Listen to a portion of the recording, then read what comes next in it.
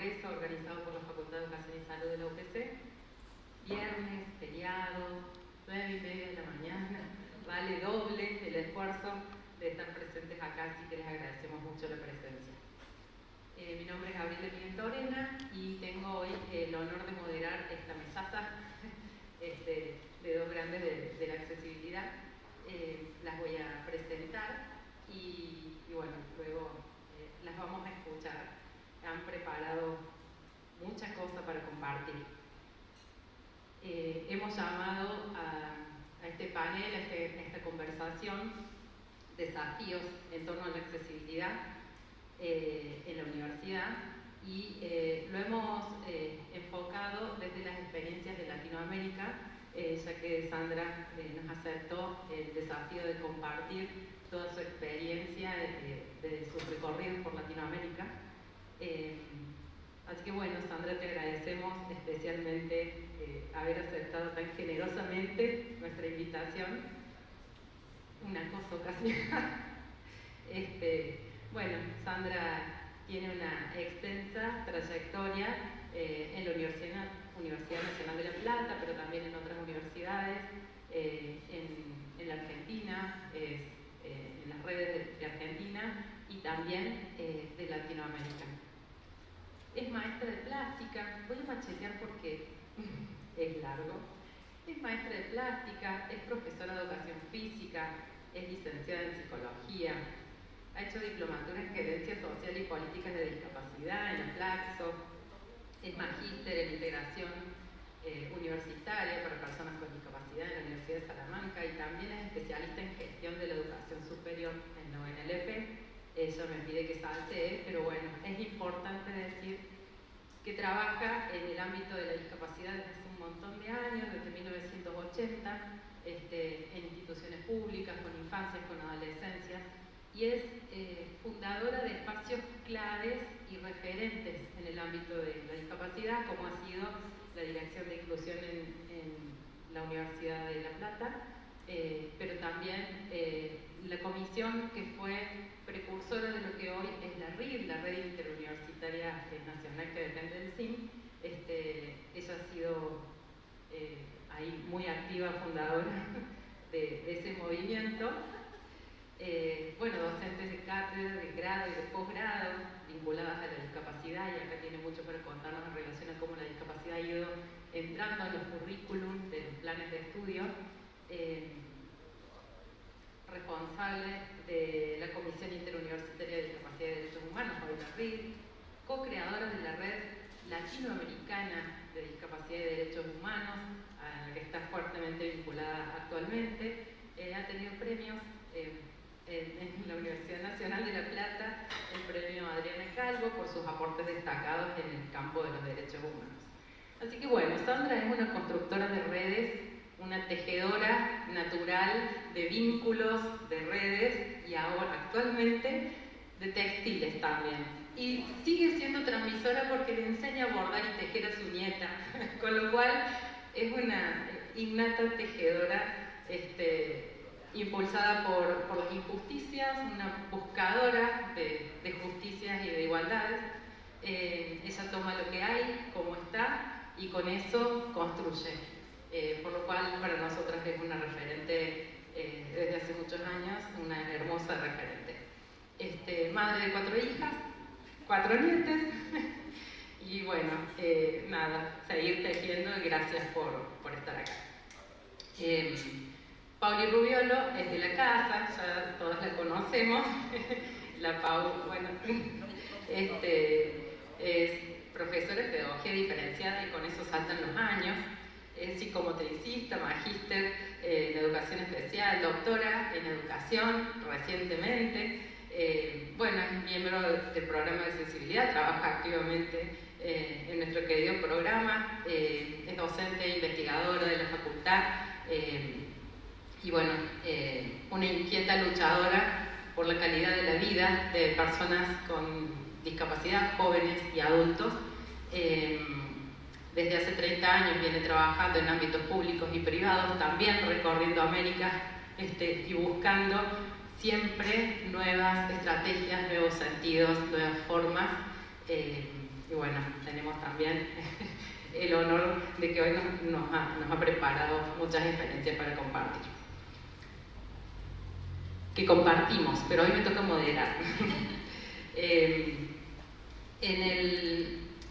En este contexto en donde el Congreso nos invita a pensar en las transformaciones y en innovar, nos pareció muy interesante poder hacer foco en la educación superior y bueno, pensar en estos cambios de planes y qué podemos traer a estas reflexiones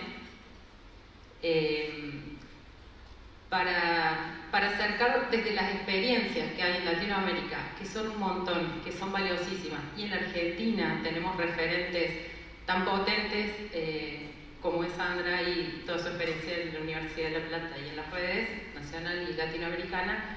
Decimos, bueno, ¿qué podemos traer de todo esto que nos acerque algunos aportes para pensar y para enriquecer estas transformaciones de los planes de estudio? Entonces, hemos traído experiencias que dialogan con algunas teorías, recuperando las conversaciones que hemos tenido ya en el Congreso, de Lelia, de Guadalupe, ayer de Adriana, de Graciela Frigerio, perdón. Entonces, bueno, la idea hoy era como traer todo esto, matizarlo con las experiencias que traen las chicas. Así que bueno, nos encantaría escucharlas, compartir estas experiencias y bueno, qué podemos acercar para estos nuevos sentidos que va teniendo la perspectiva de discapacidad y de accesibilidad y cómo se va incorporando en los planes de estudio frente a tantos cambios y demandas que tenemos actualmente en educación para repensar. Estos son nuestros tópicos que van a ir desarrollando ellas. ¿Cuál es el lugar de la perspectiva de discapacidad y accesibilidad? ¿Cuáles son estos nuevos sentidos? Paso, Pau. ¿Cómo se transversaliza la perspectiva en estos planes? No solo incorporando materias, sino de qué otras maneras puede ser. Son los procesos de curricularización.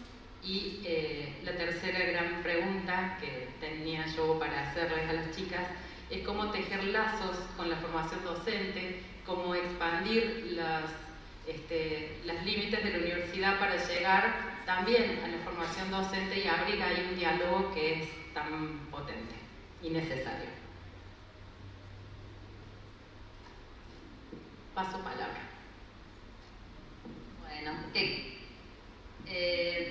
empezar diciendo que en realidad yo estoy acá, pero somos obviamente un equipo y nos tocan roles distintos en esta charla, pero lo que vamos a compartir es la vasta experiencia de Sandra, entramada un poquito con algunas experiencias del programa que nos ayudan a situarnos y a ver también dónde estamos nosotros en este proceso y bueno, y hacia dónde queremos llegar o nuestros sueños respecto a esto. Sandra quería compartir un poco cómo llegamos hasta acá, así que bueno. Bueno, buenos días. Hermoso y valioso este encuentro presencial, más allá de que se transmita. Para mí es una alegría estar acá. Recién miraba cuando empezó. El 16 de mayo me mandaste un mensajito diciendo estamos organizando un congreso, queremos que vengas. Y a partir de ahí nos empezamos a reunir, al principio a lo mejor una vez por mes, después, y deliramos por un montón de ideas. Y a mí la primera idea es, listo, voy a pedir experiencias en Latinoamérica. Y empezamos a charlar de todo y cada vez que salió un ejemplo, y bueno, por mi universidad hicimos tal cosa, pero en Latinoamérica, y empecé a pedir a referentes latinoamericanos que me manden un videíto y la consigna era, porque la escuchamos varias veces, no relatos teóricos, mostrarme una experiencia, hacerme un video de una experiencia. Gente académica, dirigente, y me mandaban relatos teóricos. Y digo, chica, en Chile me pasó esto, en México me pasó esto, en Colombia nadie me mandaba experiencias. Y ahí me puse a pensar, ¿qué está pasando? Porque la consigna era clara. Y nos dimos cuenta que hay pocas experiencias materializadas, concretas, de decir, esto es lo que hicimos. En teoría todos tenemos un montón, en conceptualización y en ideología la tenemos re claro, pero la realidad mostró que pocas experiencias tenemos para mostrar. Así que dije, yo no quería ser tan autorreferencial, pero me di cuenta que en la Universidad de La Plata hicimos un montón de cosas. Y también ayer, escuchando la charla, me di cuenta que fue desde el intersticio que hicimos mucho. Era donde se filtraba y donde nadie se enteraba que estábamos haciendo. Y ahí nos entra una gran encrucijada, que queremos después retomarla, entre la voluntad individual y la política institucional, cómo se juega eso. Así que bueno, decidimos, empecemos a mostrar experiencias. Así que va a ser de muchas fotos, mucho relato, pero movilicémonos a ver todo lo que podemos hacer. Pero nos encontramos un montón. Ya era volver de Pilates y encontrarnos a ver qué nuevo habíamos decidido. Así que fue hermoso el proceso, más allá de esta horita y media, todo lo que fuimos construyendo. Gracias. Bueno, para empezar un poquito, reflexionábamos cuando íbamos armando las experiencias y antes de pasar específicamente a cada una de las experiencias, lo que le fue dando pie a estas preguntas que la Gaby compartía hace un ratito, sobre todo tenía que ver con reflexiones sobre la responsabilidad histórica y política que tiene la universidad de ir más allá de una demanda social inmediata, sino de poder construir todos una sociedad más justa y más equitativa. Ese es como nuestro norte y en ese sentido es que decíamos, bueno, la universidad forma profesionales, pero es importante que en ese proceso de formación de profesionales se piense y se instrumente la propuesta para que esos profesionales puedan egresar éticamente comprometidos con la perspectiva de accesibilidad y discapacidad. Y pensábamos esto, que muchas veces se piensa la discapacidad o a la perspectiva de accesibilidad como algo que es para un grupo, para los que estudian determinada carrera, o se asocia específicamente a campos de estudio, pero no se piensa como una responsabilidad colectiva. Y no se piensa que en cualquier hacer profesional nosotros como ciudadanos sociales nos vamos a encontrar con personas con discapacidad en el campo donde estemos y poder pensar desde la formación inicial la perspectiva de accesibilidad es lo que va a permitir garantizar esto que tiene como objetivo la universidad, justamente, que es formar profesionales comprometidos socialmente con una sociedad que sea más equitativa y más justa. Entonces, partiendo como de esa idea inicial, es que nos concentramos en pensar cómo se puede curricularizar estas perspectivas para problematizar lo estructural, básicamente, ¿no? Decíamos, es una materia pendiente en la mayoría de las universidades, sí, sigue siendo abordado en carreras específicas, sí, y en general se sigue sintiendo como que se forma en accesibilidad o en perspectiva de discapacidad el que tiene la voluntad, el deseo, el interés o ha sido tocado por algo respecto a este tema, pero no con esta perspectiva del compromiso y la responsabilidad ética y social.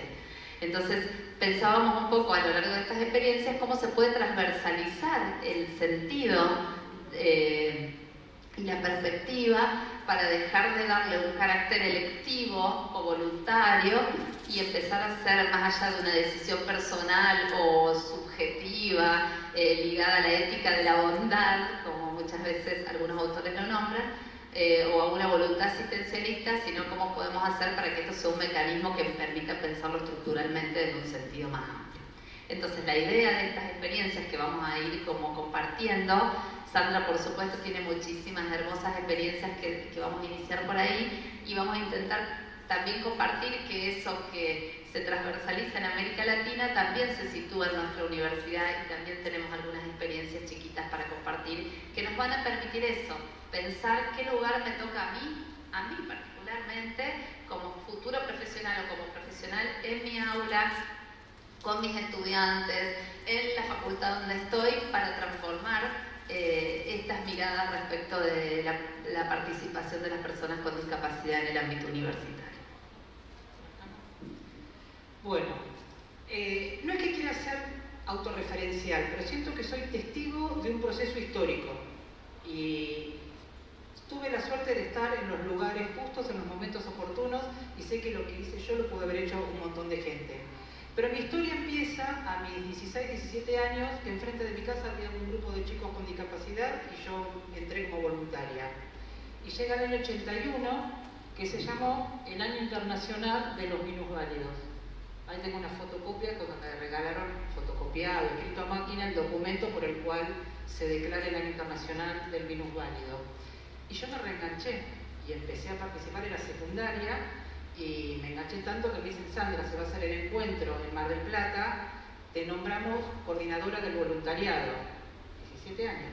Entonces a mí lo que se me ocurre es: voy a ir a la universidad, a la carrera de educación física y preguntar por la materia de discapacidad para que vengan voluntarios. Entonces yo rescato mucho esa ingenuidad, ese posicionamiento que es la universidad quien tiene que formar. Y cuando voy a la universidad me dicen que no había materia, que había una en Ciencias de la Educación, donde, ahí está, había una materia, bueno, que les cuento, me entusiasmé tanto que dije: el año que viene entro a Educación Física. Y yo fui una de esas que entra a la carrera preguntando por la discapacidad. Y ahí hay una foto mía en Chapadmalal, cuando fuimos a Mar del Plata, cuando yo tenía 17 años, y me divertí. Digo, si yo tengo que rescatar algo en mi historia es que siempre me divertí. Y que lo que me movilizaba era la injusticia. Cuando la estaba pasando tan bien y veía que yo podía hacer un montón de cosas y otro grupo no, solo por características, yo decía: ¿cómo puedo hacer esto? Está mal. No tiene que ser así. ¿Cómo yo puedo entrar en un lugar y ellos no? ¿Cómo yo puedo hacer tal cosa y ellos no? Y eso fue lo que siempre me movilizó. Entro a la carrera de Educación Física y cuando curso esa materia, que se llamaba Pedagogía Diferenciada, y me enseñan que la discapacidad era educable, custodiable o adiestrable, yo estaba enojadísima. Digo: nada que ver, si la pasamos bárbaro, nos divertimos. No, porque el síndrome de Down es operacional concreto, nada que ver, yo no hice tal cosa. Y enojada, porque sentía que lo que le estaban transmitiendo a los futuros docentes no tenía nada que ver con la realidad. Y eso fue lo que me movilizó. Al otro año digo: no, yo me voy a anotar también en psicología, porque educación física no alcanza. Y esto también es gracias a la universidad pública, que uno podía hacer carreras porque quería. Y me recibo de las dos y termino y pongo un seminario optativo y después logramos poner una materia y siempre fue movilizada por falta algo más. Pero uno de los problemas más críticos para mí era lo conceptual, que entiendo que la academia es productora de conocimiento, pero que está muy desvinculada con lo que viven las personas con discapacidad. Y esto lo sigo viviendo a diario. Escuchar discursos hermosísimos, que a veces hasta ni los entiendo, y cada palabra te tenés que acordar cómo nombrarla, para decir, y después salir a la calle, ir a un club, y estar con un grupo de chicos con discapacidad, que no tienen ni idea, ni ellos ni la familia, de lo que estamos discutiendo. Entonces, no sé qué es mejor. Si bajar el nivel de discusión teórica conceptual y salgamos a conocer cuáles son los problemas reales que tienen las personas para transformarles sus vidas diarias. Así que eso es un poco lo que, bueno, y llegué a Latinoamérica, sí, porque todos estamos más o menos en el mismo nivel de discusión. Y trabajé mucho tiempo en la obra social, en IOMA, y ahí entendí que la discapacidad era un negocio, algo que tampoco se habla mucho. Y era un gran negocio, las familias eran víctimas de a dónde te mandaban, dónde tenías que comprar la silla de ruedas, dónde tenías que hacer tal cosa. Hasta que un día me enojo y renuncio y dije: voy a ir a la universidad.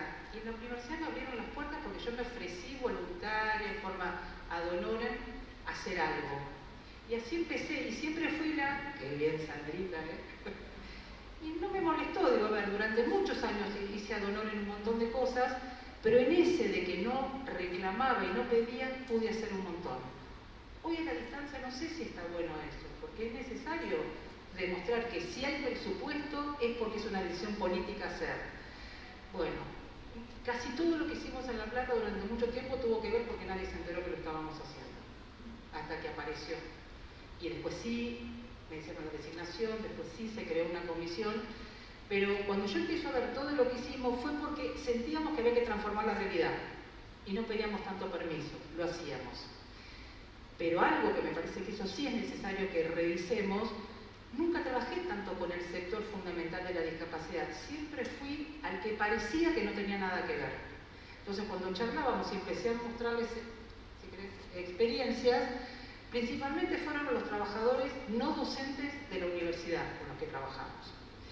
El primer recuerdo que tengo es cuando una vez reunimos a todos los no docentes, ¿se llaman no docentes acá? Que principalmente eran también de la Guardia Edilicia, eran quienes cuidaban todas las puertas. Nosotros les decíamos que ellos eran la cara visible, la primer cara visible de la universidad.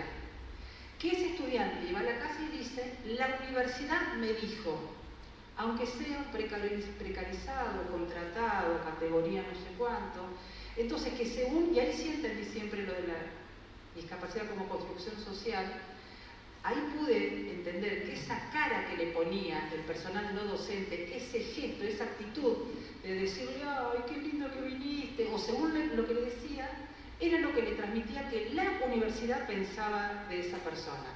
Entonces, cuando nosotros pudimos compartir con esa gente que era un derecho, que llegaron acá porque hicieron lo que tenían que hacer, que era terminar el colegio, les cambió la actitud. Entonces, trabajar con los no docentes fue clave. Y ahí empezamos a trabajar con un montón de otros sectores. Fue con las bibliotecarias. Las bibliotecarias fueron también otro sector clave, porque ellas eran las que me decían, che, acá viene un pibe que me parece que tiene algún que otro problemita. Al principio las bibliotecarias se negaron porque no les correspondía, hasta que, va a venir más adelante, todo lo que logramos hacer desde las bibliotecas. Y una vez alguien pidió, queremos aprender braille. Y yo decía, pero braille es necesario que solo lo aprendan los ciegos, y no. Y vinieron un gran sector de cada facultad a aprender braille, a cada uno de cada facultad se les regaló la, ¿cómo se llama?, tableta, la pizarra, y todos tenían la responsabilidad que su oficina, los cartelitos o lo que hagan, tenían que estar en braille. Y empezamos a enseñar lengua de señas, que con ese también tengo mil contradicciones, porque si no lo practicaste lo olvidás.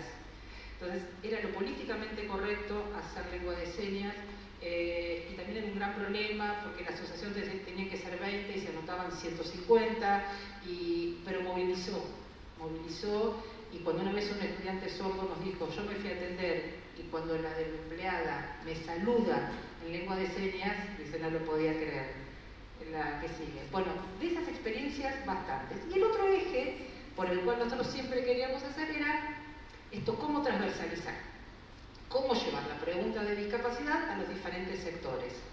Y una vez se nos ocurrió ir a una cárcel y les enseñamos braille a los presos y les llevábamos material para que hagan en braille. Ahí recuerdo que la crítica era que tenían faltas de ortografía. Y empezamos a buscar dónde teníamos aliados, dónde había alguien que te abría una puerta para decir, por allá vamos. Y ahí hay una foto de la Facultad de Medicina, la del medio arriba, donde presentamos el libro de Alfonsina, Mujeres intensamente habitadas. Y le leímos varios párrafos a los futuros médicos que decían las madres sobre su experiencia personal. Yo creo que sus estudiantes no se olvidan más de lo que fue llevar el texto de Pupi a la Cátedra de Medicina. Después nos dicen que la Universidad de La Plata iba a inaugurar un tren, el tren universitario, y nosotros salimos corriendo a buscar el en silla de rueda para que nos diga si era accesible. Y no nos autorizaban, no nos dejaban, hasta que fuimos en un horario que no había nadie. Fue Gerardo, lo midió, dijo que había que hacer algunos arreglos, pero cuando se inaugura el tren, la foto que ponen era la de Gerardo entrando al tren. Es decir, somos usados políticamente, eso lo tenemos re claro. Está a ver qué ventaja, si sirve enojarse, si sirve enfrentarse, si bueno, de esto nosotros también vamos a aprovechar algo. Y la otra gran movida tuvo que ver con el rol del intérprete de lengua de señas. ¿Quién empieza a ver intérprete? Muy resistido, porque parecía que cobraban mucho, muy resistido porque si no hay sordos, muy resistido porque distrae la atención del público que mira al intérprete y deja de mirar a quien está disertando, sí, textual. Y empezamos a pelear, nuestras primeras participaciones, cuando logramos contratar a un intérprete, eran los actos. Por eso esas imágenes, este fue el Expo Universidad, este fue el encuentro de mujeres, donde en el discurso, hace muchos años, después empezó a aparecer la Comisión de Accesibilidad. Y otra movida fue pedir en cada comedor de la Universidad de La Plata, tiene 17 facultades, que nos den el menú, que nosotros se lo hacíamos en braille. Pero no porque usted, siempre parecería que se critica y dejas tan en falta al otro que se inhibe y no quiere hacer nada porque ves que yo no sirvo para esto, ves que tienen que venir ustedes la especialista. Mi experiencia es, bajemos el nivel de expectativas y veamos qué podemos lograr de conseguir con ese que se conmueve algo. De los 17 buffets que entregamos en el menú en braille, solo uno nos pidió después, che, tengo que renovar el menú, el resto no. Entonces también hay que revisar hasta dónde invadimos o imponemos un criterio de accesibilidad que entendemos que es necesario, que entendemos que es lógico, pero todavía incomoda a algunos sectores. Una de las experiencias para nosotros fue significativa, y hasta que no le empiezo a contar no nos habíamos dado cuenta del impacto que tenía, era la Expo Universidad, que acá se llama Puertas Abiertas, jornada. Las primeras veces lo que hacíamos era dar una charla, decir que era la discapacidad, algún testimonio de alguien contando lo que logró, pero eran pocas la gente que venía. Hasta que decidimos hacer un circuito, que encontré una de las tarjetas que vengo quemando todo y tirando todo lo que en mi época que trabajaba, pero esta la encontré. Y era un circuito donde una persona, alguien del público, se acercaba y lo filmábamos ante la pregunta: ¿qué querés ser cuando sea grande? Ese relato era con un intérprete al lado, que lo hacía en lengua de señas, se filmaba, se transformaba en un QR, se imprimía y se pegaba en un cartón, y una persona en braille le escribía el nombre. Se armó una cola que hasta los decanos y rectores venían a decir: yo quiero mi tarjetón con mi nombre en braille y mi nombre en lengua de señas. Entonces nos dimos cuenta que a veces la creatividad y conmover al otro desde otro lugar, otras formas de... esto para nosotros fue una experiencia que, sin saber lo que iba a hacer así, era armar un circuito donde demostrabas que hay otras formas de ser y de estar. Que me parece que la academia está muy lejos de hoy. Hoy todavía los docentes se preguntan cómo llegó hasta acá. Vivimos en una burbuja, y ahora que me jubilé y circulo por otros circuitos, el ámbito de la universidad es bastante encapsulado. Digo, hay muchas cuestiones que para nosotros son normales y cotidianas que están muy lejos de lo que pasa en la vereda de enfrente. Y una tuvo que ver con esto, empezar a ver que hay gente que se comunica en braille, bueno, y como dijo ayer Mauricio, y piensan también, y sienten y tienen ganas de estar. No, sigue allá. A ver. Y llegó, también cuando le contaba a las chicas, hace un tiempo, en el 2020, la Comisión de Discapacidad cumplió 20 años. Pandemia. Y en esta lógica de qué podemos hacer, dijimos, trabajemos con los artistas. Y lo que hicimos, si querés, bueno, ahora les cuento, sí, después les cuento. Y lo que hicimos, lo habíamos preparado un montón de materiales y de videos para mostrar hoy acá. Nos dijeron que no se puede porque está en YouTube. Entonces lo que hicimos y le vamos a entregar a ustedes es un QR con la presentación y con todos los videos y materiales que les vamos a compartir. Se los vamos a entregar a ustedes, así que quédense tranquilos. ¿Cómo quieres? No, si no se van a distraer ahora. Bueno, volvemos a la CUD. ¿Qué se nos ocurrió? Porque siempre era, vayamos por algo que no es tan común, y convocamos artistas. Y la propuesta era, invitamos a los artistas que elijan una obra de las que hacen y la pensemos juntos cómo sería en formato accesible. Y armamos un portal donde, donde hubo muralistas, teatros, poesía, escritores, donde lo que decíamos juntos era, bueno, ¿y qué pasa si viene una persona ciega? ¿Qué pasa si viene una persona sorda? Bueno, acá está el video de Gonzalo donde explicó, y esta es la página, donde diferentes obras artísticas la pensamos en formato accesible. Con mucha discusión también. Un cineasta dijo, yo no voy a explicar, no voy a hacer audiodescripción porque tiene que ver con la percepción de cada uno. Y otro dijo, no, a mí me encantaría, pero no dar tanta información, dar poca información. Y fue un ejercicio, digo, de esto no había, no se puede hacer ni protocolo, ni una experiencia que es para siempre. Fue esto, conmover artistas y acercar a muchas personas con discapacidad al arte. Pero cuidémonos, después cuando hacemos la muestra y no viene ninguna persona con discapacidad, no digamos, tanto que hicimos y no viene ninguna, que lo hacemos. Bueno, nunca estuvieron acostumbrados a que hay espacios para cualquiera. Pero esta fue una experiencia linda. Y luego tuvo que ver con recorrer cátedras. Algo que hacíamos era, donde había un aliado, era, che, ¿podemos hacer algo juntos? Y una vez me llaman de la Facultad de Artes, donde tenían que hacer una cartelería, pero el tema era me pongo en tus zapatos. Cuando yo ya llegué, yo no estoy a favor de esa frase. Siento que nadie se puede poner en el lugar del otro. Puede conocer algo de lo que le pasa, pero lo que vive cada uno, entonces digo, aunque yo también hice de sentémonos en una silla de ruedas, tapémonos los ojos y salimos horrorizados y salimos paralizados, las personas con discapacidad de un día para otro no se sientan en una silla de ruedas, de un día para otro no salen con el bastón. Entonces no es real que lo que vivimos en ese momento como empático es lo que viven, pero bueno, es lo más cerca que había. Entonces yo ahí di una charla, hablamos y después me invitaron a la presentación de los trabajos. Y fue muy movilizador, porque me parece que pasa por acá. Fíjense que todo es no con especialistas, no con los sectores de expertos, es futuros artistas, futuros diseñadores, que revisen en su forma de transmitir un mensaje, por un lado el contenido y por otro lado los criterios de accesibilidad. Y después nos invitaron de informática. Y en informática la propuesta fue: apaguen la pantalla. Vamos a trabajar hoy con la pantalla apagada.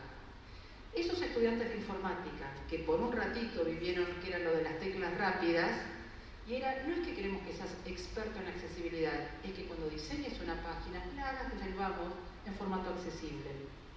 Y después fuimos a ciencias jurídicas con un grupo de estudiantes con discapacidad a hablar de la convención. Porque no había ninguna materia, te decían, no, está de derecho civil, está comercial, tal. Bueno, no importa, en alguna. Y ahí es donde fuimos como dejando semillas, que me parece que es la gran responsabilidad que tenemos como universidad. La urgencia es el estudiante con discapacidad o el docente o docente que está. Pero lo importante es transformar a la gran cantidad de profesionales que egresan, que ni saben de discapacidad, que a lo mejor no se van a dedicar, pero que en su práctica hacen algo para que alguien quede afuera o no. En periodismo se armó toda una movida para hacer el voto estudiantil accesible. Y fue a partir de un grupo de estudiantes. Y a partir de ahí dijimos, ¿qué hacían los otros estudiantes? No votan, se los exime. Entonces empezamos a generar condiciones con grupos de estudiantes, con grupos de docentes, de cada facultad que lo revise. Y respetando el estilo de cada facultad, tratando de ser muy respetuosos de lo que ellos decidieron. Y en trabajo social se empezó a dar un curso de lengua de señas, empezó a tener muchísima participación, hasta que se logró que se ponga como idioma. No sé si en todas las carreras, nosotros en la Universidad de La Plata tenés que aprobar 2 idiomas como formato. Bueno, se incorporó lengua de señas. Y fue porque alguien se conmovió y dijo, ¿por qué no lengua de señas? Así que bueno, con esto lo que quiero transmitir es que a veces hay que tener un poco de creatividad y ver con quién puedo hacer algo. Buscar dentro para convocar. Traigo una experiencia del exterior, que es la de los museos accesibles de Bogotá, que me pareció hermosísima. Bueno, en Medellín hay mucho también en relación a los museos en formato accesible, y ayer pasé por la sala de acá y estaba todo con la comunicación accesible. Y por ejemplo, cuando en el campo de deportes de la Universidad de La Plata, cuando se empezó a hacer tenis de mesa y me proponen hacer un área para personas con discapacidad, yo decía, ¿y no podremos hacer algo que participen todos? Porque acá no es el tema, pero estoy muy en contra del concepto de lo adaptado, lo especial, lo terapéutico, etcétera, etcétera, etcétera. Pero entiendo que son los momentos y lo identitario. En el sentido que una vez una persona con discapacidad me dijo, si yo no leo terapéutico, adaptado o especial, ni voy. Entonces también a veces nos queremos ser los muy piolas y la gente se siente excluida. Pero acá logramos que el tenis de mesa o ping-pong, como se decía en mi época, sea para cualquiera. Y esto también fue una movida, porque la institución quiere poner especial, adaptado, y era tenis de mesa universitario. Digo, bueno, son esas negociaciones que uno logra hacer. Y lo último que hicimos, esto fue hace muy poco, y para mí fue lo más conmovedor, nos llaman desde la Secretaría de Derechos Humanos de la provincia de Buenos Aires, porque querían hacer que todos los espacios de la memoria sean accesibles, porque las abuelas, la mayoría estaban en silla de ruedas. Nosotros podríamos haber asesorado, y lo que decidimos es crear una comisión intersectorial y convocamos a varias organizaciones de personas con discapacidad. Al principio no fue fácil ponernos de acuerdo porque cada una traía como una cantidad muy larga de condiciones para que sea idealmente accesible, y en esto hemos aprendido que siempre aparece una nueva. que cuando lo haces en una cosa te piden de tamaño, cuando lo haces así te piden que el color no contrasta, cuando te piden ese color te lo piden con relieve, pero no tanto, y a qué altura lo pones. Bueno, y empezamos con un montón de exigencias muy, muy grandes hasta decir, bueno, ¿qué es lo mínimo que necesitamos? Y estas imágenes, este fue el primer día de encuentro, esta fue cuando empezamos a recorrer los espacios de la memoria, la que sigue. Y para mí fue muy importante, fue la primera salida después de pandemia. Nos encontramos todos en el Pozo de Banfield. Más allá de lo tremendo de los relatos y de los testimonios, fue revisar cómo hacer para que un espacio que guarda la verdad, la memoria y la justicia sea accesible para cualquiera. La que sigue. Y acá está, logramos hacer que todos tengan un mapa áptico donde había un primer piso, se pasaban videos con subtitulado, audiodescripción, lengua de señas. Y el día que lo inauguramos, esa foto es en el Pozo de Banfield, fue cuando apareció el nieto 103 Santucho, y en esa foto está el hermano de Santucho y la hija de Adriana Calvo, que justo fue cuando se pasaba en 1985, que es tremendo el testimonio de Adriana Calvo, y vos sentís que el video que habías hecho con subtitulado en lengua de señas, lo estaban viendo los hijos de las detenidas desaparecidas y secuestradas, fue muy fuerte. Digo, esto que a veces uno cree que la accesibilidad es para un sector muy lejos de otros sectores y está muy cerca. Así que esa fue una experiencia para nosotros. Y de lo que decíamos es, ellos sí lograron que algo sea realmente accesible, porque cuando nos contábamos nuestras experiencias, siempre algo nos faltaba. La Secretaría de Derechos Humanos de la Provincia de Buenos Aires hizo algo realmente accesible. Bueno, a ver si renuevo. Y la otra cosa, sí, a veces me parece. Y la otra cosa que en esta lógica de entrar por otro lado, se nos ocurrió hacer la Semana de la Discapacidad de los Derechos Humanos.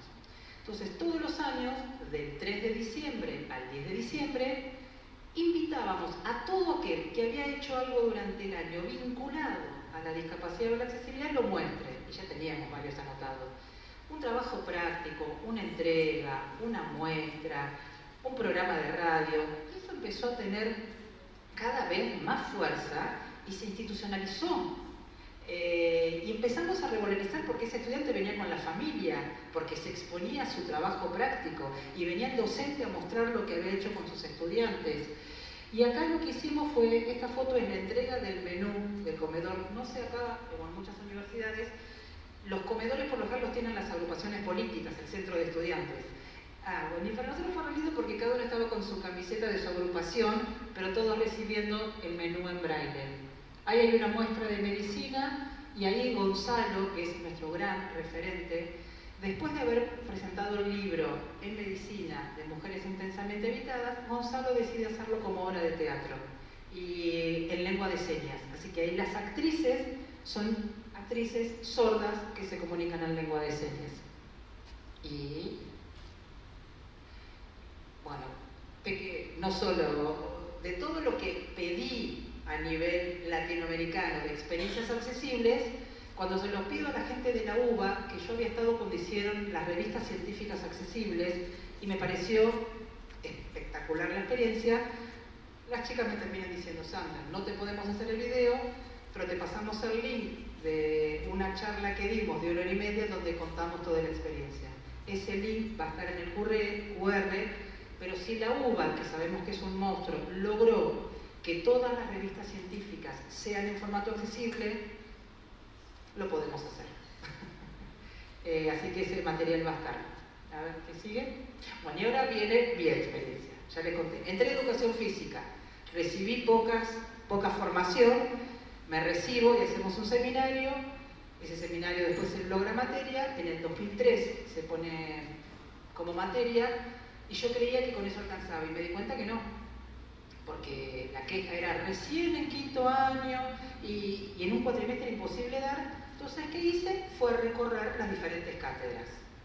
Y en ese recorrer las diferentes cátedras, la consigna era, no queremos dar una clase sobre discapacidad. La realidad es que seguramente en su vida van a tener un estudiante con discapacidad. En el primario, en el secundario, quieras o no quieras, alguien te va a tocar. Entonces, vamos a tratar de que en este simulacro de que estoy aprendiendo para después enseñar, sea lo más real posible y no Lo que siempre pasa es que el estudiantado tiene un cuerpo disponible y ganas de aprender, y después cuando uno sale al territorio, no todos son cuerpos disponibles ni tienen ganas de aprender. Entonces acá hay diferentes fotos. En vida en la naturaleza, una silla de ruedas en un terreno de pasto y alguien ciego. En natación, que llevamos para que se tapen los ojos, y ahí siempre quedó como simpático, que el problema era que no se escuchaba al profesor porque en la pileta había muchísimo ruido. Ahí está. Y esto es bueno, esperen que lo cuento esto. Cuando voy a básquet, y la idea era que alguien en silla de ruedas, el profesor dijo, no, esto está buenísimo. Yo a partir de ahora, en mi materia de básquet, va a haber básquet en silla de ruedas como contenido. Y yo a partir de ahí me corrí, y en la cátedra de básquet, todos los años, dan básquet en silla de ruedas. Ese me parece que es el ideal.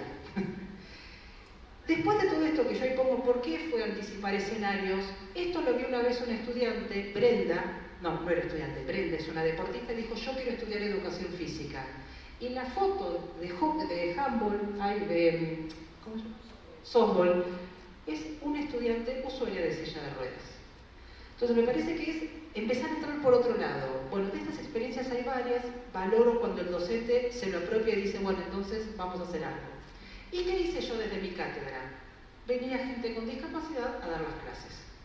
Y este es un grupo de jóvenes de un centro de día y hogar, donde más allá de dar todas las características de que era un centro de día, que era un hogar, después ellos tenían que dar una consigna y trabajar en el grupo. Imagínense la felicidad que se generaba, y más de una vez vino alguna madre para decir, quiero saber qué pasa acá porque mi hijo viene tan diferente después de ir a dar la charla a la universidad.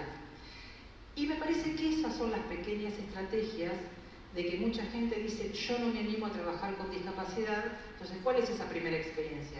Si es compartida, si es en un clima de alegría, si es pensada colectivamente, abrir puertas. Ya está, después de esto, cualquier estudiante se iba a animar a ir a una institución para trabajar. Y acá quería contar un poquito lo de las bibliotecas accesibles. Esto es decir, que al principio se negaban, decían no nos corresponde, nosotros no fuimos formados para esto, no está dentro de nuestros requisitos laborales, hasta que empezamos a trabajar, y en la Universidad de La Plata se armó ETI, Equipo de Trabajo Interdisciplinario, donde articulan todas las bibliotecas, donde colaboran en tanto ahí a los primeros años a pedir el material para ya garantizar que está en formato accesible, en salir ante la urgencia que siempre aparece de uno que necesita para mañana, que tiene un parcial del material. Y para mí una de las cosas más significativas fue cuando los concursos para que ingresen bibliotecarios empezó a aparecer como contenidos mínimos conceptos de bibliotecas accesibles. Ya está, ya se instaló la semilla para que ahora no digan que no era por ahí. Bueno, creo que con esta primer sacudida de experiencias voy transmitiendo un poco de que a lo mejor hay que correr para dónde mirar o con quién dialogar para transformar las prácticas.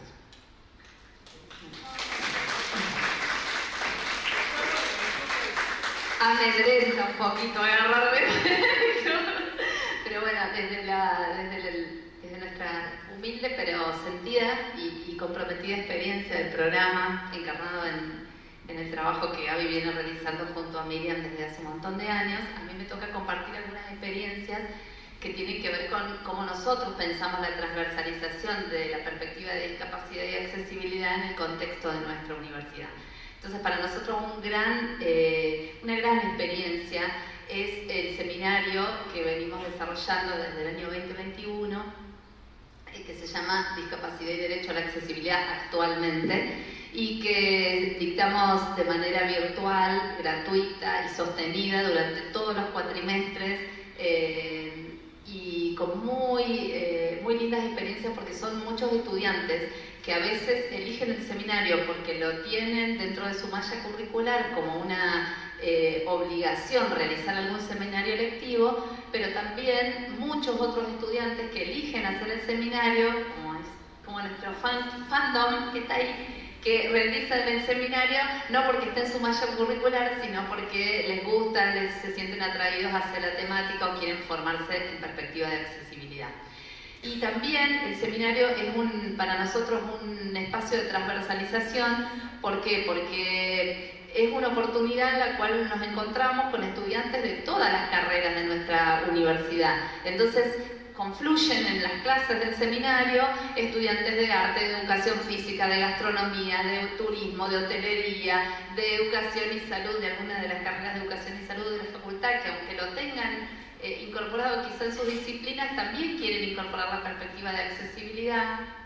Entonces eso a nosotros nos resulta muy motivador que sea tan transversal el público que elige cursar el seminario. También hemos tenido la experiencia de tener docentes de escuela de los niveles obligatorios de enseñanza, docentes de nivel inicial, docentes de primario, profesores del secundario, personas que trabajan en museos, y que tiene que ver un poco con lo que contaba Sandra. Es decir, confluyen en ese espacio personas que sienten que esto que decíamos en el inicio, ¿no? Que la perspectiva de accesibilidad y discapacidad no es para los expertos, no es para ciertas carreras, sino que tiene que ver con que nos atraviesa en nuestra vida cotidiana como seres sociales, básicamente, y en nuestras haceres profesionales.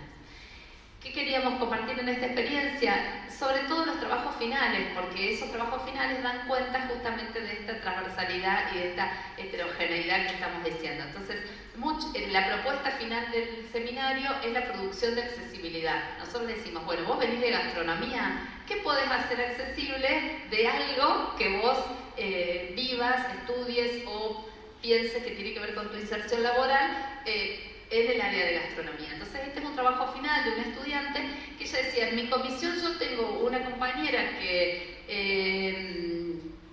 le cuesta poder leer la receta en el formato tradicional, en el formato tradicional que la profe nos da la receta. La receta generalmente el profesor la presenta con todos los ingredientes uno abajo del otro en texto escrito, y a veces eso resulta súper desafiante para algunos estudiantes.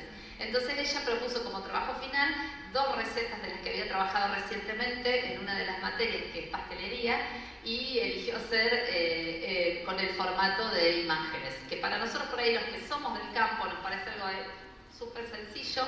Sin embargo, para el área de gastronomía esto fue como todo un trabajo de realización, de elegir las imágenes, de ver cuáles eran todos los pasos de la receta, de no omitir ninguno, de poder documentarlo. Y la estudiante decía, yo tuve que hacer la receta y sacarme fotos haciéndola para después poder construir la receta en este formato, ¿no? Y entonces de eso se trata un poco, pensarlo en otros ámbitos.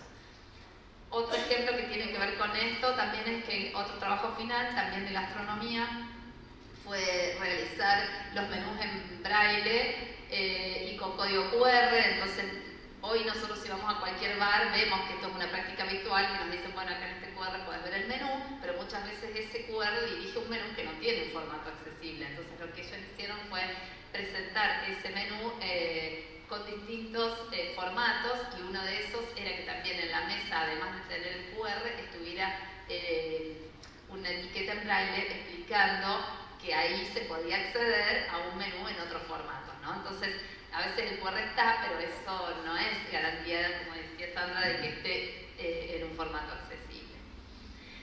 Esto es algo que nos encanta, que es que las carreras de diseño, cuando hay un estudiante de diseño de indumentaria, de diseño de interiores, de diseño gráfico, sus trabajos finales representan un cambio también en la perspectiva, porque ellos empiezan a pensar, bueno, pero yo a veces pienso que mi packaging o mi marca o la etiqueta de la remera que diseñé no está en un formato que cualquier persona pueda acceder. Entonces empiezan a pensar sus trabajos finales transversalizando la accesibilidad en el packaging, en la etiqueta, en las instrucciones de lavado, en las características de la prenda, y bueno, nos pareció interesante. Y esto también nos pareció muy interesante, que es que varios estudiantes de diseño de indumentaria se pusieron a pensar cómo sería el diseño de una prenda en el cual una persona pueda ser más autónoma para colocársela y quitársela, ¿no?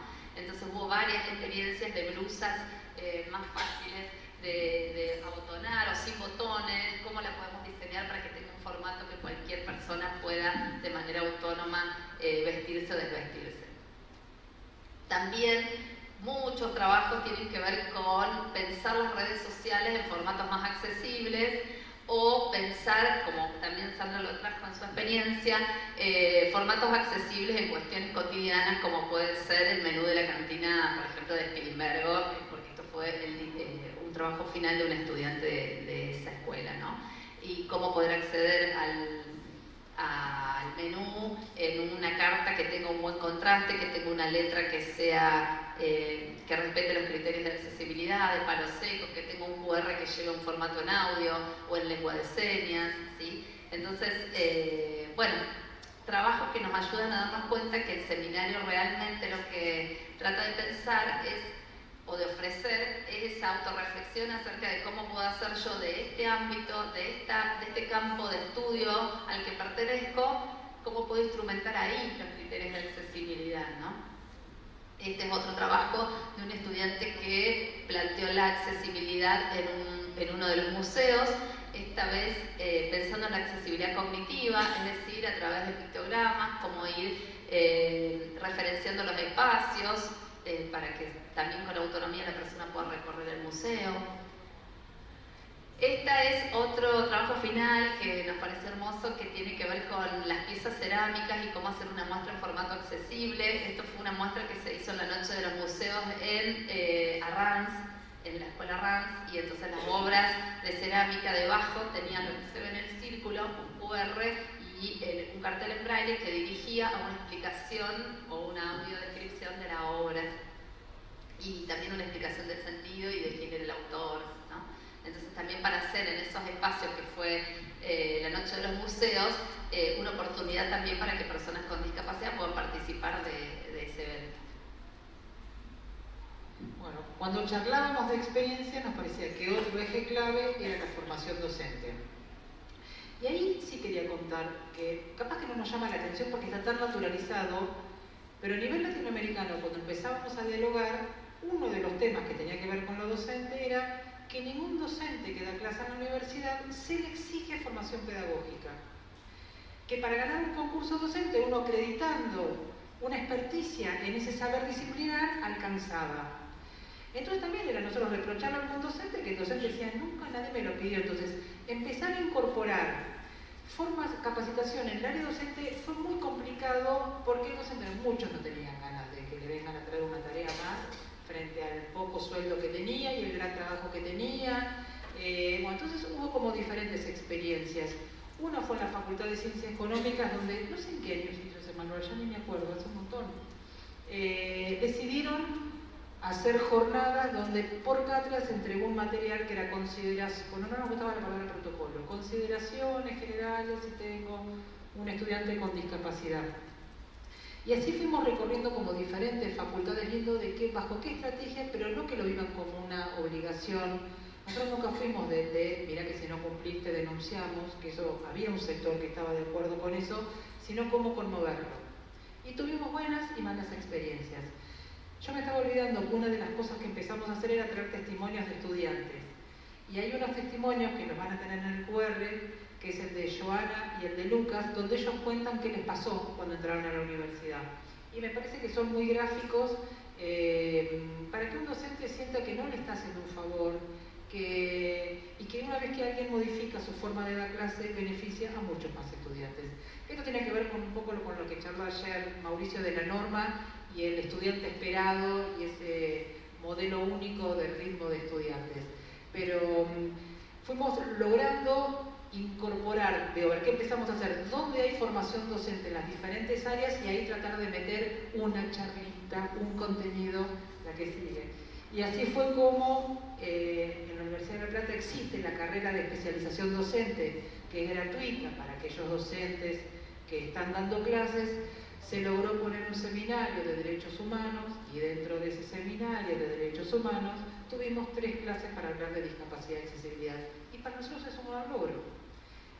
La gran alegría de eso tuvo que ver que los trabajos finales de muchos de esa corte tuvieron que ver con accesibilidad, que la consigna fue armen una clase accesible y ya les queda. Así que digo, son así como pequeñas cuestiones que fuimos integrando. Y la otra gran experiencia, y esta es una sorpresa para Marisa, que está acá una amiga de Bariloche, cuando empecé a pedir cosas, se los pido a una red que se armó, que es la Red Regional del Sur, que son instituciones universitarias y de formación docente del sur argentino, y ahí digo, ¿cuánto las universidades trabajamos en colaboración con los institutos de formación docente? Esa red que se armó fue maravillosa y sigue vigente, y en esas fotos fue a partir de una consigna, y así, Marisa, no sé si te ves, pero en el panel estás vos acá coordinando, trabajamos con todos los niveles. Había un taller de inicial, primaria, media, educación superior, primero revisando las fortalezas y debilidades y qué le cuestionamos al otro nivel, y después hubo que trabajar en forma articulada qué hacemos juntos, el pasaje de un nivel a otro. Esto es construir colectivamente. Y esta foto fue un sábado a la mañana, donde hubo más de 100 personas en Beltrán, que fue una experiencia maravillosa. Y cuando pedimos experiencias concretas de accesibilidad, el Instituto de Formación Docente Continua de Beltrán, la que sigue, nos manda un video de cómo ellos materializaron la accesibilidad. Y fue hermoso porque cuando se los pedí me dice, ya casi, pero lo hacemos solo para que ustedes lo puedan presentar en el Congreso. Está en el video, en el QR que les mandamos. Agradecemos a la gente del Instituto de Formación Continua de Beltrán porque se apropiaron de una demanda social. Es decir, pudieron concretizar y ahí incorporaron, ¿cómo se pronuncia el lema mapuche? Mausumpum. Es decir, dentro de la señalética incorporan también otras interseccionalidades. Así que gracias a la gente de la red regional queríamos traerlas y me parece que es una invitación a abrir las redes, a trabajar en forma conjunta las instituciones de formación docente y de terciario con la universidad. Creo que hasta ahí era lo mío.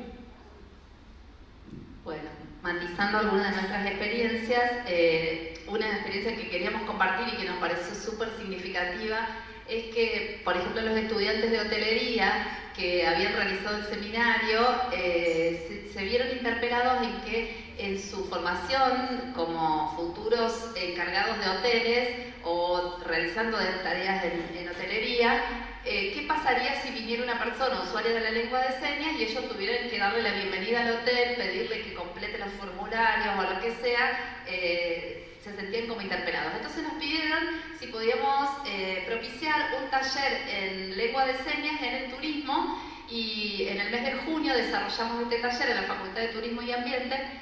Realizamos nosotros no, sino nuestro equipo de intérpretes y la asesora lingüística y comunicacional del programa, que es quien se ve en la foto, María Rosa, explicando un poco sobre la cultura sorda y también enseñando aquella lista de palabras que los estudiantes de hotelería sentían que tenían que aprender. Entonces generamos a través de un código QR que en el Instagram del programa lo pueden encontrar, un diccionario o un glosario, por decirlo, en el cual existen una serie de oraciones, saludos sociales que tienen que ver con hola, ¿cómo estás? El baño está por acá, gracias por todo. Sí, no sé por qué me lo apropio. Bueno, y otro glosario que tiene que ver con palabras específicas que tienen que ver con el turismo. Entonces fue hermoso el taller, fue súper concurrido, y lo interesante fue que no solo se aprendió en vivo esas palabras, sino que también se generó un espacio a través de videos en el cual los estudiantes pueden volver a ese glosario todas las veces que quieran o necesiten para recordar y refrescar esas palabras que tienen que ver con hotelería. No lo pusimos en las imágenes, pero está proyectado para fin de mes el mismo taller, pero en la Facultad de Educación Física, de modo tal que los estudiantes de Educación Física puedan también incorporar algunas señas, palabras y frases que tienen que ver específicamente con su saber profesional. Entonces, en esto es que pensamos la potencia de la transversalidad, ¿no? Donde pensarnos formándonos en perspectiva de accesibilidad o con algunas estrategias que permiten acercar la accesibilidad al hacer profesional. Otro proyecto en el que estamos es contarles que parte de lo que hacemos en el programa tiene mucho que ver con lo que aprendimos de Sandra, y esto de que a veces se hace de manera voluntaria o se hace con el tiempo que uno dispone, Y en el programa, desde hace algunos años, nosotros tenemos ayudantes alumnos y profesores adscriptos del programa que nos ayudan y ofrecen su tiempo para accesibilizar material en formato accesible. Y también estamos trabajando, y ya está listo, no me falta el numerito, por eso no lo tiene, en una disposición para que aquellos estudiantes que quieren ser voluntarios del programa después puedan en su certificación, en su título, tener la validación de esta experiencia realizada, ¿no? Entonces nos parece que eso también es visibilizar que el compromiso con la accesibilidad formó parte de su formación inicial, ¿no? Y bueno, es también un incentivo y una manera de documentar ese proceso. Otras acciones tienen que ver con algunos proyectos de vinculación territorial. Este específicamente lo estamos haciendo en la carrera de Educación Física, a través del cual, como dice ahí, estudiantes de Educación Física trabajan voluntariamente en la producción de material bibliográfico de su formación en formatos accesibles. Así que es un proyecto que se está desarrollando en la Facultad de Educación Física y que ha iniciado este año y que nos parecía también otra idea que podemos llevar a otras facultades, a otras carreras, a otras sedes.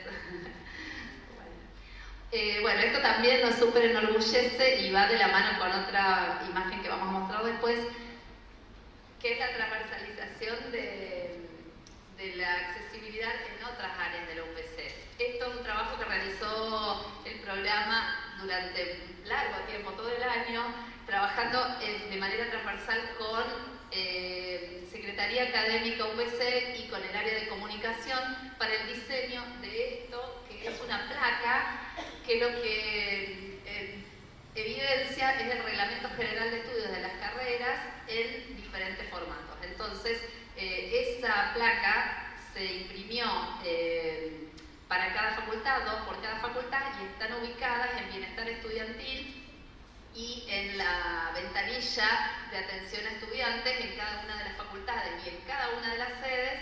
Y la idea no es solo que estudiantes que requieren conocer el reglamento en otro formato puedan acceder, porque si uno escanea el QR accede a ese mismo texto en un texto plano, en audio, en lengua de señas y en un lenguaje sencillo, sino también es una manera de que institucionalmente vayamos visibilizando otros formatos y otros modos de incorporar la información y de acceder a la información que no son el tradicional lenguaje escrito, ¿no? Entonces, bueno, es una manera también, es como una un doble objetivo, propósito que tuvo esta acción y que surgió básicamente de darnos cuenta que muchos de los estudiantes, y no solo los que tienen alguna discapacidad, no conocen el reglamento o no entienden de qué se trata ser regular, libre, promocional y demás, ¿no? Entonces, bueno, surgió de una necesidad y terminó siendo algo que nos parece interesante para muchos estudiantes.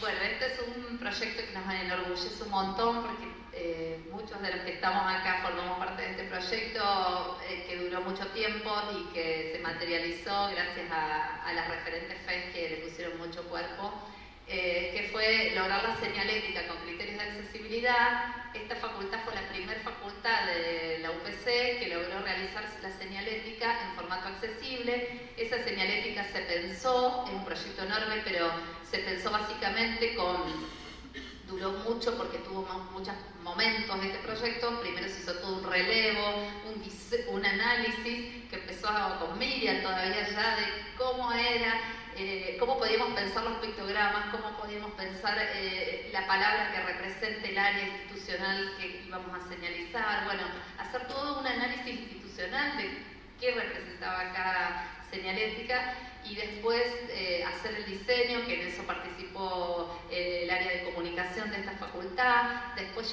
conseguir un lugar que lo imprima y que lo pueda imprimir considerando criterios de accesibilidad como el braille. Después hicimos un testeo de esa primera impresión, que la profe Jimena López de acá también de la casa nos ayudó, y la profe Vane Fundaro también en el testeo de que esos puntitos realmente sean significativos, estén bien realizados. Bueno, todo un proceso que llevó un montón de tiempo, pero que nos pone muy contentos. Después se hizo la colocación, que en eso también participó el área de comunicación, teniendo en cuenta los criterios de accesibilidad y el tamaño y la altura. y en eso también participó un estudiante, un profesional adscripto del programa que es arquitecto y que nos acompaña hace 2 años también como profesor adscripto. Entonces esto de ir transversalizando justamente la accesibilidad en las distintas experiencias profesionales. Finalmente, este año logramos la colocación y la inauguración en el mes de marzo, y como esto no se termina, como decíamos hace un rato, todavía nuestras referentes FE siguen cambiando las señales que no están bien realizadas o los espacios que se han modificado, y entonces hay que cambiar la señalética, y es una construcción permanente, pero que nos invita a pensar eso, ¿no? Cómo hacemos de nuestros lugares lugares que permitan que cualquiera tenga ganas de habitarlo y pueda hacerlo con mayor autonomía, ¿no? Bueno, eso es una experiencia realizada, pero también el deseo de que se pueda sistematizar en otras facultades, en otras unidades académicas y en las sedes. También lo estamos planteando, ya que las sedes inauguran prontamente sus edificios, que ya cuando las puedan inaugurar puedan tener también su señalética con formato accesible. Esto tiene que ver con lo que digo recién. Venimos trabajando con las sedes UPC desde el inicio de año en reuniones, 2 reuniones por mes, desde marzo hasta ahora de manera sostenida. Nos juntamos con referentes de las sedes, cada sede fue buscando a aquellos profes o docentes o no docentes que estuvieran en la sede y tuvieran ganas de trabajar en accesibilidad y tuvieran alguna disponibilidad de horas, y entonces cada una de las 14 sedes que hoy tiene la Universidad Provincial cuenta en este momento con un referente, y nos juntamos a conversar sobre temas que tienen que ver con la accesibilidad, sobre nuestras prácticas cotidianas, sobre qué pasa si viene tal o cual, qué pasa si un profe me dice tal o cual cosa, cómo hago cuando tengamos un evento nosotros en nuestra sede, y así, ¿no? Entonces transversalizamos ahí lo que fuimos aprendiendo o lo que nos va interpelando también con los docentes de la sede. Esto nos pareció una experiencia re linda también. ¿Por qué? Porque hace un rato decíamos, y Lisandro también decía esto de transversalizar nuestros saberes con otros niveles del sistema educativo, ¿no? Que no pensarnos solo universidad, formadores de profesionales, como el único espacio donde nosotros nos convoca a transversalizar la accesibilidad, sino poder pensarlo en otros espacios del sistema educativo, en los niveles obligatorios de enseñanza. Hace un rato decíamos esto, ¿no? Que venían docentes de los otros niveles, y bueno, esto es un ejemplo de 2 trabajos finales del seminario, en el cual una de las directoras que hizo después planteó construir accesibilidad en su escuela primaria, y otras de las docentes que lo hizo poder señalizar los espacios con los recursos que tenían, que era a lo mejor un cartelito impreso en cada uno de los espacios de la escuela. Entonces, de una escuela primaria regular. Entonces, bueno, nos pareció súper interesante que esa perspectiva se pueda llevar para que también niños puedan como ir incorporando de manera cotidiana qué implicaba la accesibilidad en su escuela. También en esto que Sandra traía de la formación docente, nosotros también tenemos algunas experiencias, algunas iniciadas hace años con el trabajo de Gaby en el ISEP, a través de algunos módulos que incluían la perspectiva de accesibilidad en la formación de docentes de distintos niveles de enseñanza. Y para nosotros también es un desafío, que eso también lo queremos compartir, porque hemos logrado que el seminario se instale, pero también sentimos que el seminario por ahí va dirigido más a estudiantes, y aunque otros se suman al seminario, a veces los docentes querrían profundizar otros sentidos y desde otro análisis teórico, ¿no? Tenemos acá profes que han hecho el seminario y que a lo mejor decíamos, bueno, qué interesante sería poder profundizar otros contenidos y problematizarlos desde otro lugar y cómo aplicarlos desde otro modo. Entonces estamos planeando algunas formaciones que tengan que ver o con el área de extensión o también con el área de posgrado, para que la accesibilidad también pueda ser una instancia de formación para docentes, no solo de nuestra universidad, sino también del sistema educativo o de otras universidades o de otros institutos de formación docente. Y bueno, no queremos dejar de decir que también intentamos seguir generando conocimiento sobre esto, ¿no? Como pensar que la accesibilidad no es algo solo instrumental, que pareciera que en muchos casos tiene esta característica instrumental. Bueno, ¿qué hacemos para que esto sea accesible? sino también seguir generando conocimiento, seguir preguntándonos qué de la accesibilidad, qué nos interpela, qué nos pasa, qué le pasa a nuestros estudiantes que fueron acompañados por el programa de algún modo a lo largo de su historia y que ahora a lo mejor ya son profesionales y egresaron, ¿no? Bueno, nos seguimos preguntando, venimos haciendo investigaciones distintas desde el año 2018 hasta ahora sostenidamente sobre el tema de accesibilidad, y este año estamos en un proyecto que está vinculado con un grupo de investigación y desarrollo de acá, de la Facultad de Educación y Salud, que está anclado en la Secretaría de Posgrado de Investigación de esta facultad, pero que se vincula de manera transversal con toda la Universidad Provincial, porque estamos investigando sobre los recursos tecnológicos y digitales como apoyo en las trayectorias educativas y laborales de graduados en situación de discapacidad. Es decir, queremos llegar a los egresados de nuestra universidad y a su inserción laboral, ver dónde están trabajando, ver con qué apoyos cuentan, ver si los apoyos con que contaron cuando se formaron son los mismos con los que cuentan ahora y qué apoyos realmente resultan significativos para poder incluirse laboralmente o participar de la vida laboral. Bueno, hemos llegado al final. Algunas cuestiones que, más allá de este es el QR que después vamos a repartir para que puedan ver algunos de los videitos que se vinculan con algunas de las experiencias de las que hablamos, pero bueno, por ahí una idea más conceptual que discutimos cuando preparábamos esta conversación entre las tres, tenía que ver un poco cómo pensarse en este contexto del Congreso, en el que estamos diciendo bueno, que la idea es revisitar nuestras disciplinas y pensar cómo desde nuestras disciplinas podemos transformar, innovar, cómo pensarnos nosotras. Nos pasa de preguntarnos, bueno, cómo nos pensamos nosotros como docentes de educación especial, como egresadas y docentes de esta casa que tienen que ver con la educación y la salud y carreras que se vinculan a esto, ¿no? Y pensábamos en esto de que nos sigue interpelando este tema de sentir a las personas con discapacidad como otros ajenos a la universidad, ¿no? Que están acá, pero tendrían que estar acá, y si estuvieran en otro lugar que fuera más adecuado, o que se relacione más con sus propias experiencias o sus propias características. Y esto nos tensiona también con la idea del experto en discapacidad, ¿no? En que hay que ser experto para poder generar condiciones o para poder transformar las clases. Y bueno, y pensábamos esto, ¿no? Que en el contexto de la transformación de los planes de estudio, ¿cuál sería un poco el rol nuestro como docentes de educación especial o como especialistas en discapacidad? Y pensábamos que era como un desafío que podamos ejercer un liderazgo epistemológico y metodológico respecto a la discapacidad y a la accesibilidad, ¿no? Como nosotros, como interesados en la temática y como personas formadas en la temática, podemos acompañar a colegas, a otros docentes de otras áreas, a otros profesionales, cumpliendo un rol de par pedagógico, de asesor, de consultor en la temática, que permite incorporar justamente estos saberes propios que tienen que ver con la discapacidad y la accesibilidad. Cierro. Bueno. La idea es transversalizar el modelo y no perder de vista que esto tiene que ver con el enfoque de derechos humanos, ¿no? Y cómo nosotros nos hacemos carne eso en nuestras prácticas docentes cotidianas, pero también en la formación de futuros docentes y en la transformación de nuestros colegas respecto a la temática. Me callo.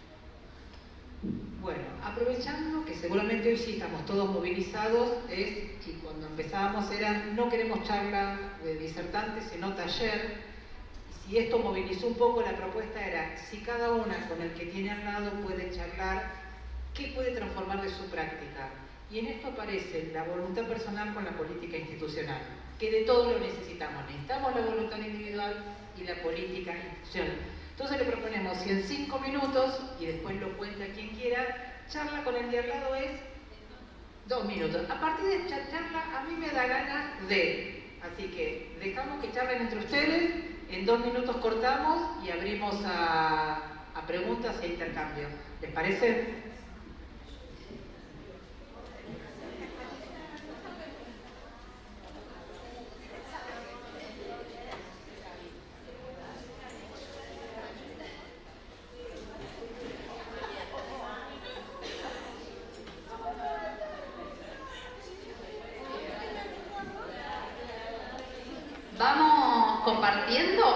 vayan hablando y vamos compartiendo, porque si no se nos va el tiempo, pero con ganas de que... Ah, y nos traen un micrófono inalámbrico, porque acá ya hicieron una tarea rápida esta. Sí, sí, muy bien estas colegas.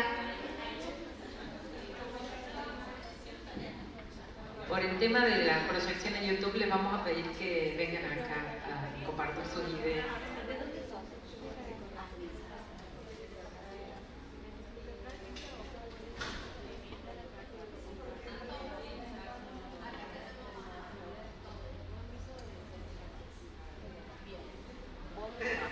Bueno, cuando estuvimos escuchando la charla, bueno, muchas gracias, la verdad que es muy lindo escucharles. Bueno, les hablo a todos. ¿A dónde me tengo que parar? Bueno, mientras escuchábamos la charla, en realidad aquí con Miriam, estaba esta experiencia que ustedes contaban de la UBA, que habían logrado que toda la producción académica científica estuviera publicada con criterios de accesibilidad. Entonces nos codeamos con Miriam y estando trabajando aquí en el Congreso también pensamos, bueno, cuando publiquemos las actas de este Congreso, del sexto Congreso de Educación y Salud, también tendríamos que hacerlo y lo vamos a hacer. Así que mientras conversábamos pensábamos en eso, así que lo vamos a hacer. Un poquito más de trabajo sería, nada más, pero bueno, la idea sería lograr fundamentalmente que pudiéramos hacer una tarea colaborativa y formativa, ¿sí? Desde nuestra área de la Secretaría de Investigación y Posgrado, junto con los equipos de investigación, formamos a becarias y becarios de BCCIN, son estudiantes de grado que están iniciando su formación en investigación. Entonces, en realidad vamos a hacer una propuesta y una invitación abierta a que junto con becarios y junto, por supuesto, con el asesoramiento de nuestra referente de accesibilidad de la FES y del equipo de la UPC, podamos, bueno, justamente ir siguiendo sembrando, ¿no?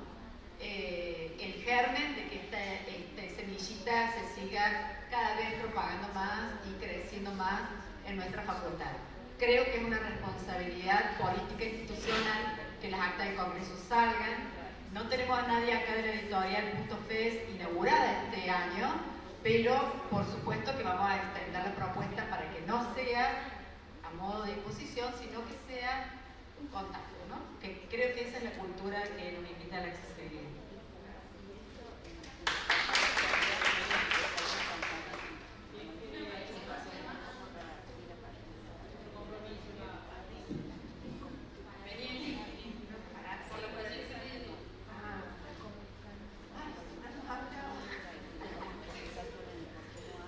Bueno, ahí en esos minutitos que conversábamos, decíamos que como somos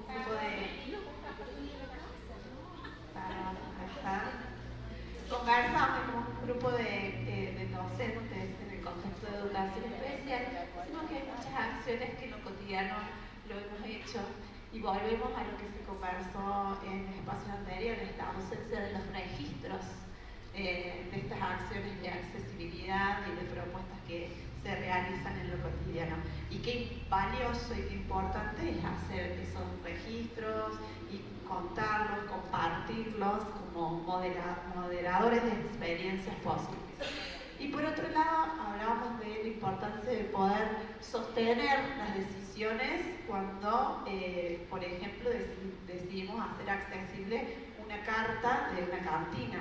Un grupo de estudiantes de la unidad curricular de esta casa hizo, por ejemplo, accesible la carta de la cantina, pero también hay un compromiso que cuando esa carta se renueva, se modifica, no solamente que quede en el gesto individual de quienes están comprometidos con esta decisión, sino contagiar al otro de que también, bueno, pueda sumarse y entender esto como una acción colectiva y que no, cuando desaparecen los estudiantes o el recurso, desaparece la intención de ser una cantina, por ejemplo, accesible, ¿no? Eso, de sostener la práctica también es muy valioso. Uno más y cerramos. ¿Alguien más que se anime desde otra área, desde otro lugar? ¿Quién se anima? Las estudiantes, ¡vamos!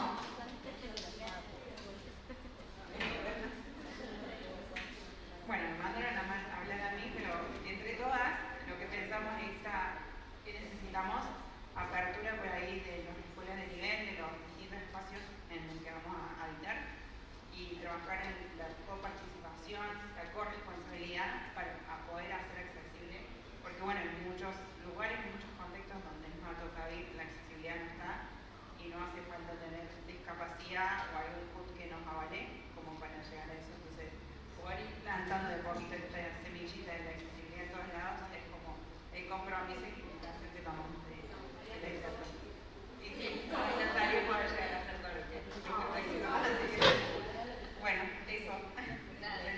Gracias. Bueno, gracias por la participación, de las ideas que han traído, que materializan todo esto. Gracias por los saluditos de la gente que ha estado conectada por YouTube, ahí nos fueron llegando, ahí nos compartimos, así que muy agradecida. Y bueno, qué decir, que hoy nos contagiemos de accesibilidad, que la llevemos a nuestros ámbitos en cuestiones concretas y tangibles, que son gestos que no son tan complejos como parecen, sino que a lo largo de todo el Congreso y desde distintas perspectivas ha quedado clarísimo que es mucho más sencillo de lo que uno cree.